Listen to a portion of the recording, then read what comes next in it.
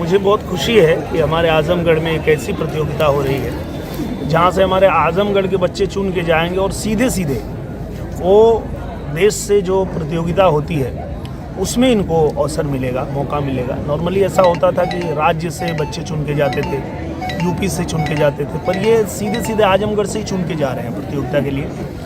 तो मैं बहुत शुभकामना देता हूँ और मेरे सत्येंद्र जी और जितने चित्रांश जी जो हमारे आयोजक हैं, आप सभी लोगों को बहुत शुभकामना देता हूँ कि आप लोग इतना बढ़िया आयोजन कर रहे हैं ताकि हमारे जो आजमगढ़ के बच्चे हैं उनको आगे बढ़ने के लिए मौका मिल रहा है।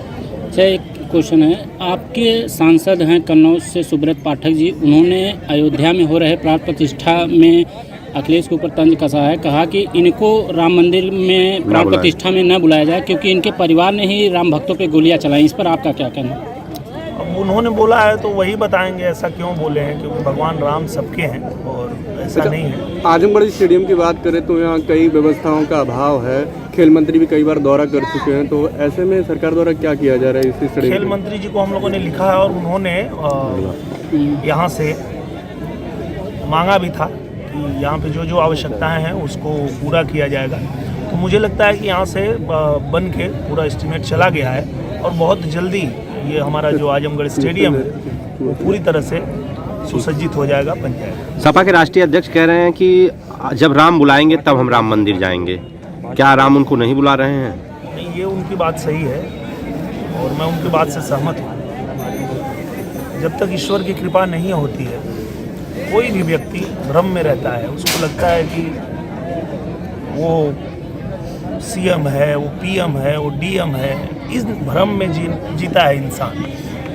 जब ईश्वर की कृपा होती है तभी उसको पता चलता है कि आप कुछ नहीं कर रहे हो, जो कर रहे हो ईश्वर कर रहे हैं। तो सच में जब ईश्वर की कृपा होगी तभी उनको दर्शन मिलेगा, तभी हो जा पाएगा। आज राष्ट्रीय अध्यक्ष आजमगढ़ आ रहे हैं और एक शादी निमंत्रण में, तो इतने इम्पोर्टेंट क्या यही मायने है कि अब शादियाँ ही अटेंड करें? इस पे अपने संसदीय क्षेत्र को क्या वो भूल गए हैं? 6 महीने बाद अब आजमगढ़ आ रहे हैं, केवल शादी में आंगना करने आते हैं, वो अन्य कार्यक्रमों में आजमगढ़ में नहीं आते हैं, तो क्या वो अपने संसदीय क्षेत्र को भूल गए हैं?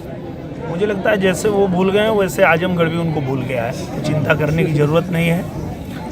आजमगढ़ में ये लोग पहले जीतते थे और जीत के अपना सर्टिफिकेट भी लेने नहीं आते थे, तो आजमगढ़ की जनता ने एक मौका हम लोगों को दिया और हम लोग पूरे समय आजमगढ़ में रह के आजमगढ़ की जनता की समस्या सुनते हैं, उस पर काम करते हैं और इसीलिए जनता जो है वो आज खुश है कि हमें ऐसा ही सांसद चाहिए था जो हमारे बीच रहे, हमारे साथ रह के काम करे, हमारी बात सुने।